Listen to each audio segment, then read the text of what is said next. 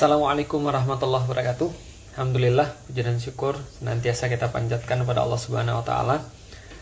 Salat dan salam juga semoga senantiasa tercurah dan terlimpahkan kepada baginda Nabi besar Muhammad sallallahu alaihi wasallam. Manusia mulia yang senantiasa kita muliakan dengan cara menaati setiap perbuatan dan setiap perkataannya, dan semoga setiap daripada kita, siapapun muslim yang senantiasa merindukan beliau sallallahu alaihi wasallam di dunia, kelak nanti akan beroleh syafaatnya, kelak akan beroleh ampunan daripada Allah Subhanahu wa taala melalui dengan perantaraan beliau sallallahu alaihi wasallam, ditempatkan dengan beliau sallallahu alaihi wasallam di surga yang terbaik yang disediakan oleh Allah kepada hamba-hambanya. Baik, teman-teman insyaallah dirahmati Allah, malam ini singkat aja kita coba akan sedikit sharing ya tentang penistaan agama.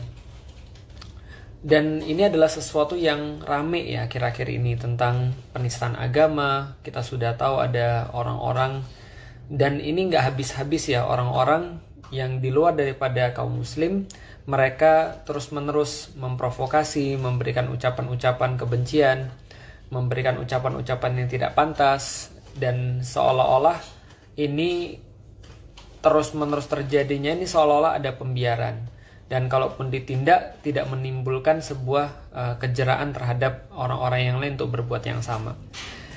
Nah, yang pertama-tama saya coba ingin membahas dulu tentang kata-kata penistaan ya. Jadi kapan sih sesuatu itu dikatakan penistaan? Karena kalau kita bicara tentang dakwah, kalau kita bicara tentang menyampaikan tentang sesuatu, kadang-kadang memang menyampaikan sesuatu itu ya bisa aja kita menyinggung orang lain. Tapi apakah setiap kita menyinggung orang lain itu adalah sebuah penistaan? Coba kita bahas dulu ya. Contoh misalnya begini. Saya berkali-kali itu dibahas di sosial media, dibahas di YouTube, Instagram, dan seterusnya. Dan dikatakan bahwa saya menyinggung atau menistakan ajaran agama yang saya sebelumnya, agama Katolik misalnya.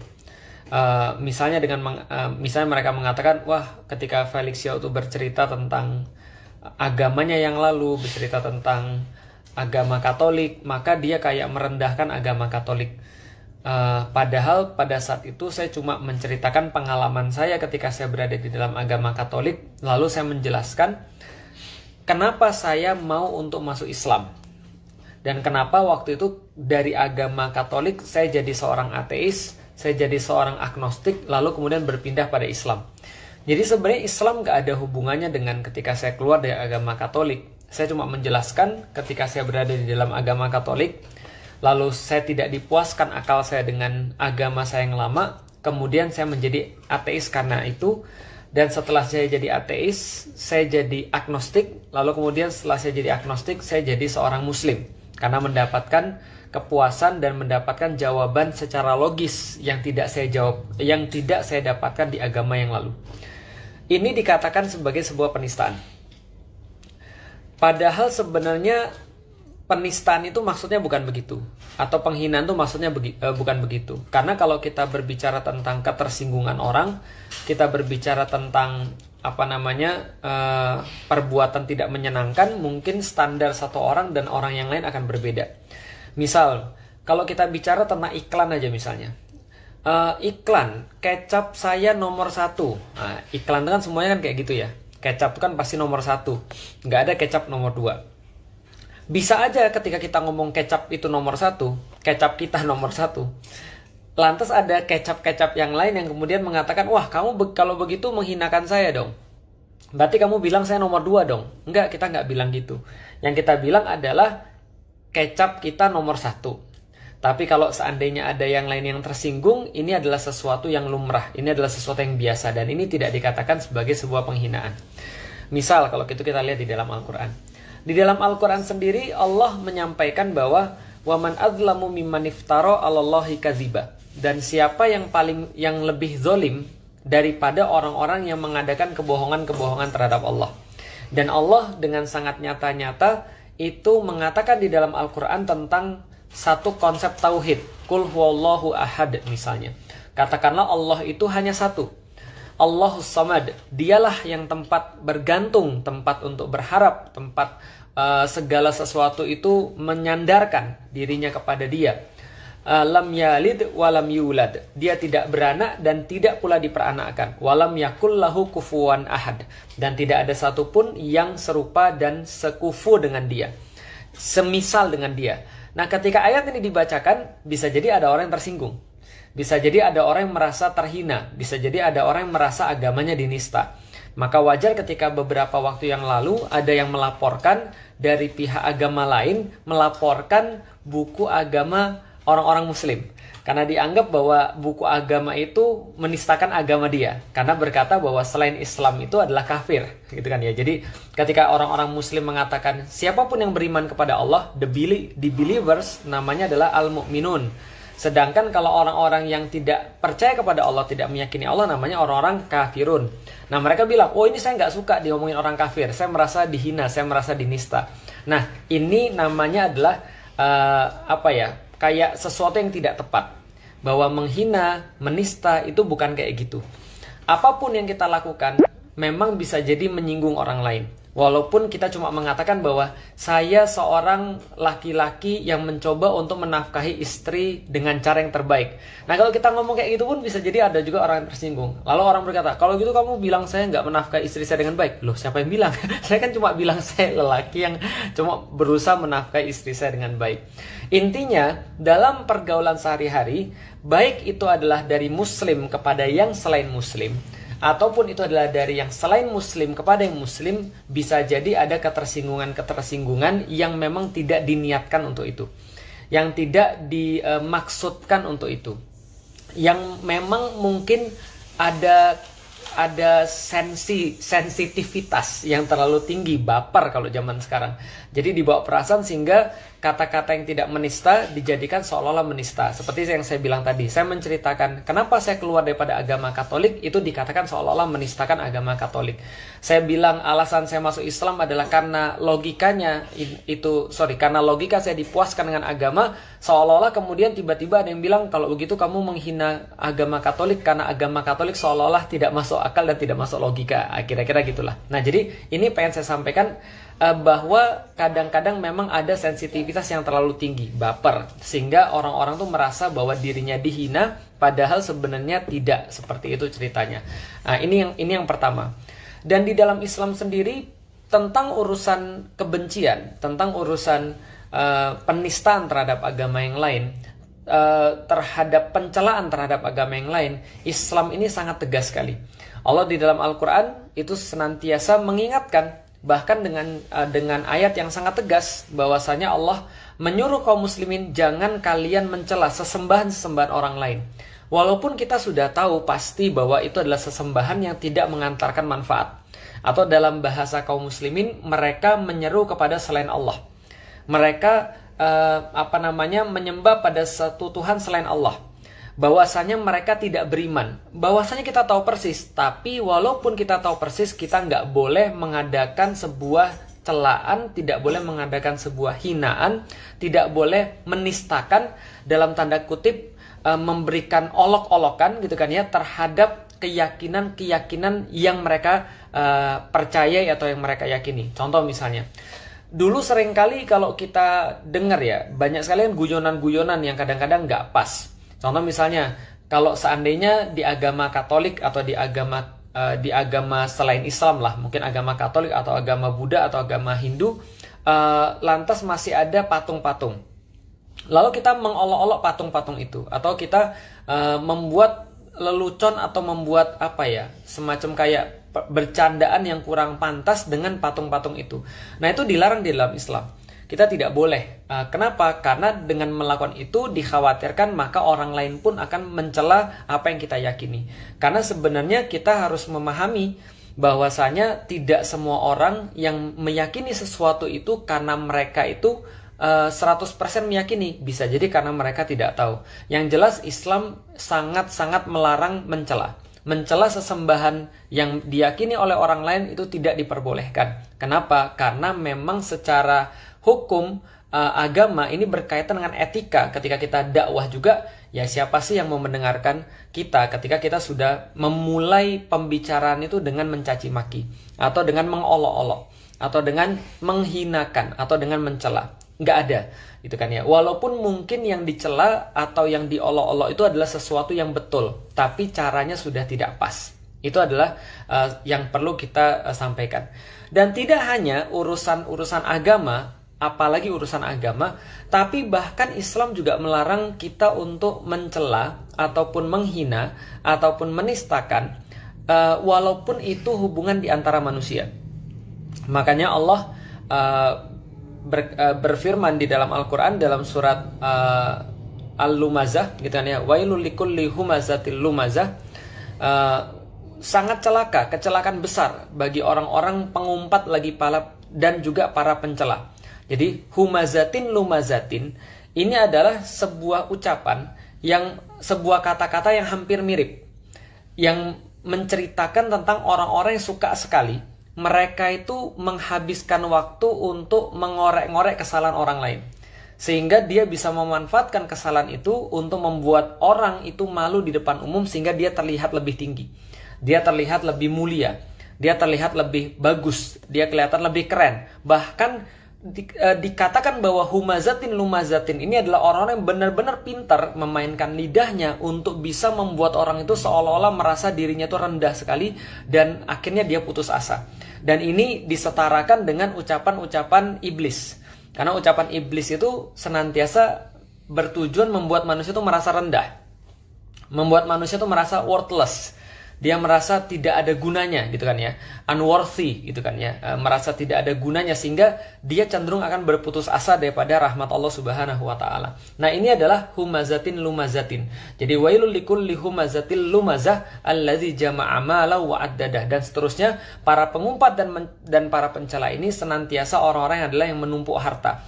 Mereka itu tidak peduli dengan manusia. Mereka egois karena mereka insecure dengan dirinya sendiri. Mereka nggak mau kelemahan mereka terkuak, maka mereka cari kelemahan orang lain. Mereka manfaatkan kelemahan orang lain itu supaya dirinya tetap merasa aman dengan cara menyerang orang lain terlebih dahulu. Ini adalah perintah Allah yang merupakan larangan untuk mencela dan menistakan serta menghina manusia. Dan banyak lagi di dalam Al-Quran firman-firman Allah yang juga senada seperti itu. Jangan kalian menggelari salah satu daripada kalian dengan gelaran-gelaran yang buruk. Jangan memanggil dengan ucapan-ucapan yang buruk, gitu kan, dan seterusnya dan seterusnya dan seterusnya. Ini semua adalah sesuatu yang memang tidak diperbolehkan di dalam Islam. Nah, kalau gitu kita lihat sekarang bagaimana dengan kasus yang kemarin lagi rame, misalnya tentang penistaan agama, yang sudah saya sampaikan ini terjadi berkali-kali. Ini terjadi berkali-kali, dan kalau teman-teman sering nonton video-video saya bilang ini bukan penistaan yang pertama dan bukan penistaan yang terakhir. Kenapa? Karena dalam situasi yang kayak gini, dalam kondisi yang kayak gini, maka ada sebuah kondusivitas. Kayak apa ya? Kayak orang yang memang menistakan agama tuh memang disediakan tempatnya untuk itu. Jadi seolah-olah ketika dibuat satu framing ya, bahwa Islam itu adalah pembuat radikal, Islam itu justru penyebar kebencian, Islam itu justru adalah intoleran dan segala macam, maka ada sebuah polarisasi, di mana polarisasi ini ada orang-orang yang berusaha untuk mempertahankan Islam, dan ada orang-orang yang merasa bahwa menghina Islam itu adalah bagian daripada perjuangan untuk mempertahankan NKRI, seolah-olah kayak gitu. Makanya kita lihat bahwa orang-orang yang menghinakan Islam, menistakan Islam, ataupun mereka kayak menjadikan Islam sebagai olok-olokan, biasanya mereka menambahkan bahwa saya melakukan ini karena NKRI. Contoh misalnya ucapan-ucapan kadrun, misalnya ucapan-ucapan misalnya contoh kayak mabuk agama dan seterusnya. Ujung-ujungnya mereka bilang, kami melakukan ini karena kami cinta Indonesia, agar Indonesia tidak diarabisasi, agar Indonesia tidak dijajah oleh agama Islam dan seterusnya. Ini adalah ide besarnya. Maka saya katakan, selama narasi ini yang dipelihara, ya kita tidak akan pernah sepi daripada orang-orang yang akan menistakan agama. Persis kayak yang baru ini juga terjadi. Dia juga sama. Dia seolah-olah berbicara atas nama Indonesia, berbicara atas nama pembela NKRI, lalu kemudian dia merasa ketika dia sudah NKRI, sudah Pancasila, dia merasa dengan leluasa bisa menistakan agama. Seolah-olah agama ini adalah biang rusuh di Indonesia, khususnya agama Islam. Nah, ini yang kemudian saya katakan narasi yang ada sekarang. Dan apakah yang dilakukan itu adalah sebuah penistaan? Iya banget. Ini bukan soalan cuma pengakuan terhadap bukan cuma soalan pengakuan Nabi ke-26. Bukan hanya itu, tapi orang ini udah lama banget.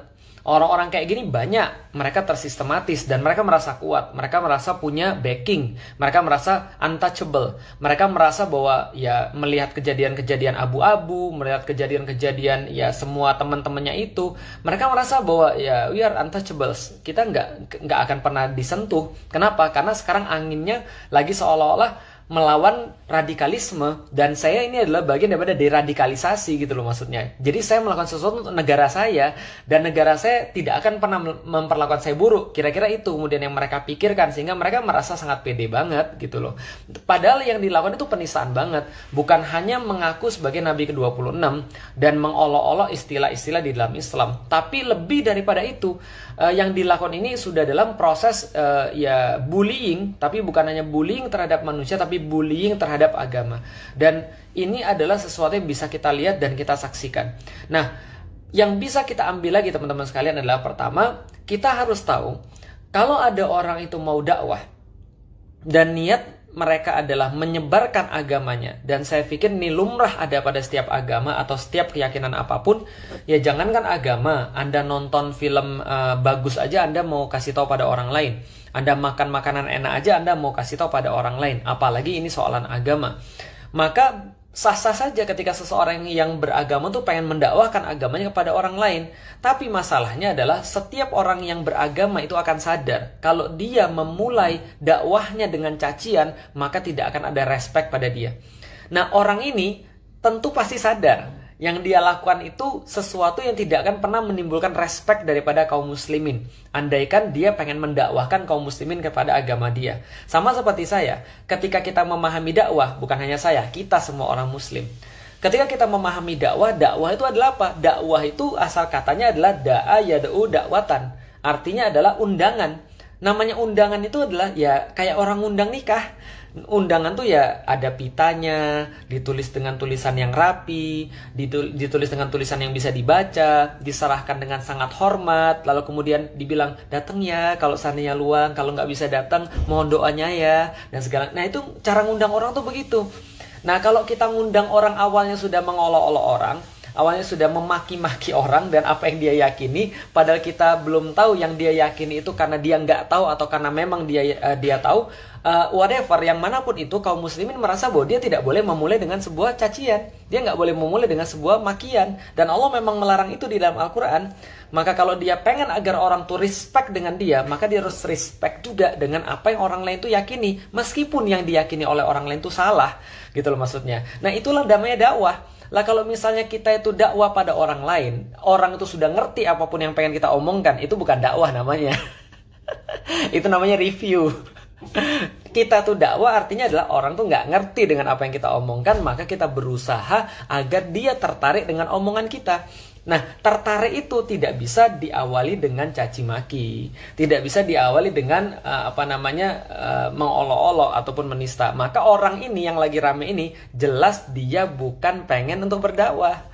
Jelas dia bukan pengen untuk menyebarkan agamanya, tapi dia pengen provokasi. Jadi dia senang ketika terjadi kericuhan, dia senang ketika terjadi keramaian, dia merasa senang dan merasa bangga, bahkan nantang kan itu kan tanda-tandanya tuh. Dia merasa hebat, nantangin, merasa kuat, merasa untouchable gitu kan ya. Nah ini yang kita bilang bahwa orang-orang kayak gini yang memang harus mendapatkan pelajaran. Artinya gini, teman-teman sekalian, kita sama sekali tidak merasa bahwa kita itu adalah sebuah kaum yang harus merespon segala sesuatu itu dengan marah, tidak. Kita marah ketika agama kita dihina, itu wajib hukumnya. Jadi kitanya sendiri marah, ketika agama kita dihina, itu hukumnya wajib. Tapi ketika kita sudah marah, kan ada respons tuh.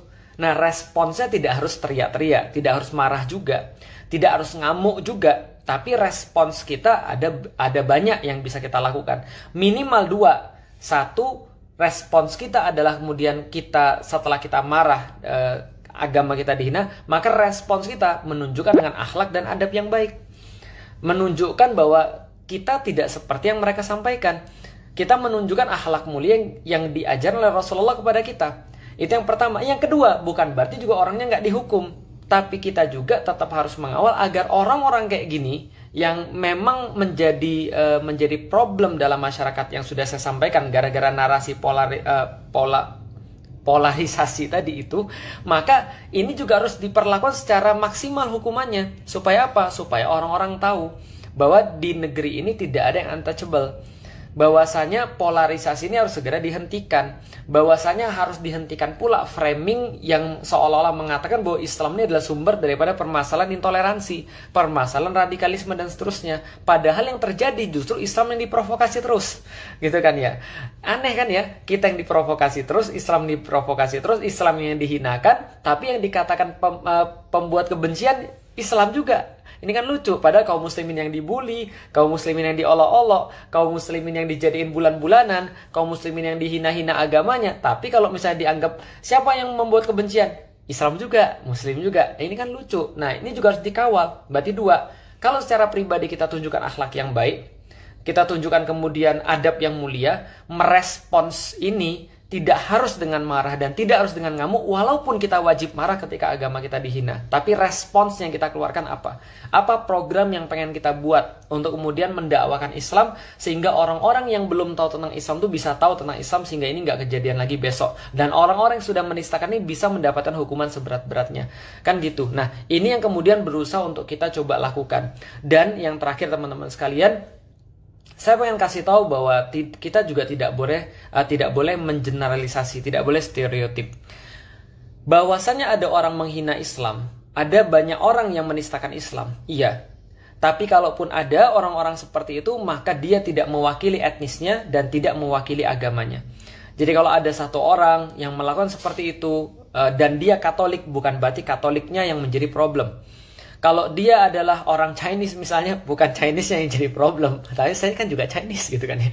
Tapi yang kita jadikan problem adalah pandangan apa yang bisa membuat orang tuh jadi kayak gitu. Dan saya udah ceritain panjang lebar dari awal. Dan kalau pandangan ini diambil oleh orang manapun, etnis apapun, agama apapun, bahkan tidak beragama sekalipun, maka hasilnya pasti akan sama. Nah, karena itulah teman-teman sekalian, yang kita pengen sampaikan adalah mudah-mudahan pihak berwenang ini segera kemudian untuk menyelesaikan, untuk menunjukkan pada seluruh orang bahwa nggak ada orang untouchables. Yang dilakukan itu sudah lebih daripada penistaan kalau menurut saya. Itu sangat-sangat kasar sekali gaya penyampaiannya.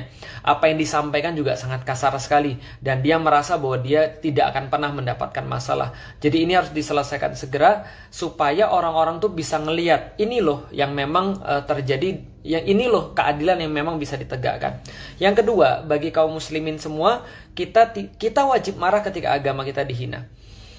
Dan kita bisa merespons dengan banyak hal. Dan kita coba memikirkan apa respons yang paling positif, apa respons yang paling maksimal untuk kita dakwahkan ke depan. Jadi ini adalah yang menjadi tantangan bagi kita semua. Bagaimana merespons ini supaya keadaan ini bisa kita jadikan sebagai cara untuk memaksimalisasi dakwah kita sendiri. Lalu kemudian yang bisa kita sampaikan lagi teman-teman sekalian, dalam hidup ini seperti yang saya sudah sampaikan di awal, apapun ucapan kita akan bisa membuat orang lain tersinggung. Sebagaimana ucapan apapun orang lain bisa membuat kita tersinggung. Kadang-kadang suasananya sedang nggak pas, kadang-kadang hati sedang tidak pas, kadang-kadang apapun sedang tidak pas sehingga bisa tersinggung.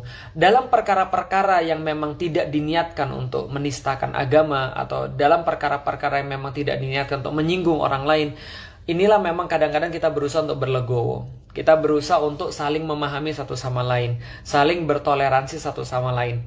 Kadang-kadang ada ucapan orang-orang Nasrani mungkin yang menyinggung kita, yang mungkin dia tidak meniatkan untuk seperti itu, dan memang bukan termasuk dalam penistaan agama, ya kita berlegowo dengan itu. Begitupun juga dengan kita, ketika kita tidak sengaja menyakiti orang lain, nah kita menjadi pelajaran bagi kita besok cara apa yang lebih baik atau perkataan apa yang lebih baik yang bisa kita lakukan supaya orang lain tidak merasa tersinggung dengan ucapan kita. Walaupun balik lagi, apapun ucapan kita, sebaik apapun pasti akan ada orang yang tidak suka. Pasti ada orang yang tersinggung. Tapi kita berusaha sebisa mungkin, karena kita adalah seorang dai dan seluruh manusia itu berhak mendapatkan dakwah, maka seluruh manusia berhak mendapatkan kalimat-kalimat yang paling baik daripada seorang dai, daripada seorang aktivis dakwah. Mudah-mudahan Allah merahmati, mudah-mudahan Allah memberikan kita kelapangan di dalam Islam.